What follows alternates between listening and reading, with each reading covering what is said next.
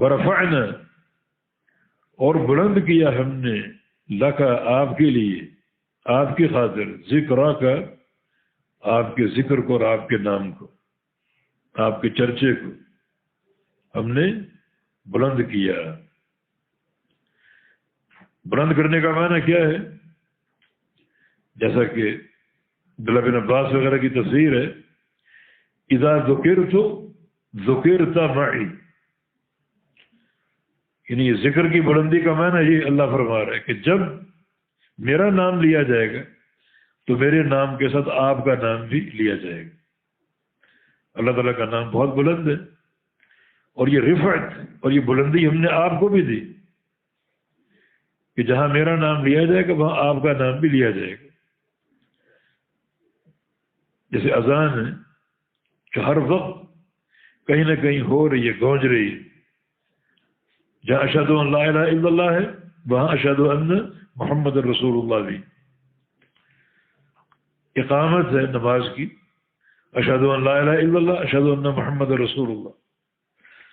تشہد ہے جہاں التحیات للہ ہے وہاں اللہم صلی علی محمد بھی. دعا ہے، وہ دعا اللہ تک نہیں پہنچتی جس دعا میں اللہ کی تعریف نہ ہو اور نبی علیہ السلام پر درود نہ ہو. نبی علیہ السلام کے پر درود کے بغیر اگر نماز پڑھیں گے وہ نماز قابل قبول نہیں. تو ہر موقع پر جہاں اللہ تعالیٰ کا نام لیا جاتا ہے آپ کا نام بھی لیا جاتا ہے، اور یہ ذکر کی بلندی آپ کے لیے بہت بڑی بشارت ہے اور خوشخبری. ورفعنا اور ہم نے بلند کیا اللہ کا آپ کے لیے آپ کی خاطر ذکر کا آپ کا نام آپ کا ذکر اور آپ کا چرچا. اس آیت کریمہ پر نبی علیہ السلام کے اس ذکر پر جو عمل بحمدللہ اہل الحدیث کرتے ہیں یہ کسی اور کو توفیق نہیں، اور یہ ہر عمل کے ساتھ نماز کس کے لیے ہے؟ اللہ تعالیٰ کے لیے. یہ اللہ کا ذکر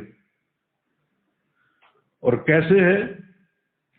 جیسے رسول اللہ نے پڑھی صلی اللہ علیہ وسلم، یہ رسول اللہ کا ذکر. پھر نماز کی تفصیل، سجدہ، رکوع، تشہد. سجدہ کس کے لیے؟ اللہ کے لیے. طریقہ رسول اللہ صلی اللہ علیہ وسلم. رکوع کس کے لیے؟ اللہ کے لیے. طریقہ رسول اللہ صلی اللہ علیہ وسلم. اس طرح روزہ ہے کس کے لیے؟ اللہ کے لیے. طریقہ رسول اللہ صلی اللہ علیہ وسلم. انہیں ہر شخص کو یہ توفیق میسر نہیں ہے.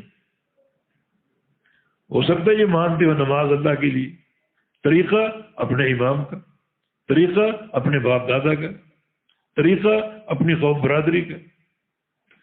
رسول اللہ کا نام نہیں ہے صلی اللہ علیہ وسلم.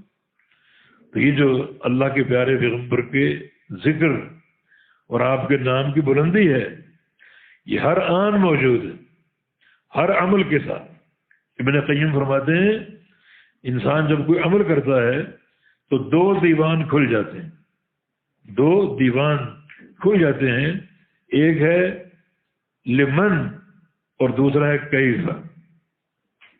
لمن اور کیف، جو عمل کر رہے ہو یہ کس کے لیے اور کیسے. لمن کا جواب للہ، اللہ کے لیے، اور کیفہ کا جواب بسنت رسول اللہ صلی اللہ علیہ وسلم، نبی علیہ السلام کے طریقے سے. ہر عمل پر یہ دو دیوان کھل جاتے. اور اگر کسی بندے کا عمل ان سے قاصر ہو کہ کسی ایک دیوان کے مطابق نہ ہو وہ قابل قبول نہیں. عمل صحیح کب قرار پائے گا اور قابل قبول کب ہوگا؟ جب وہ دونوں دیوانوں میں فٹ آ جائے. لمن اے للہ ہے اور کیف اے بسنت رسول اللہ صلی اللہ علیہ وسلم.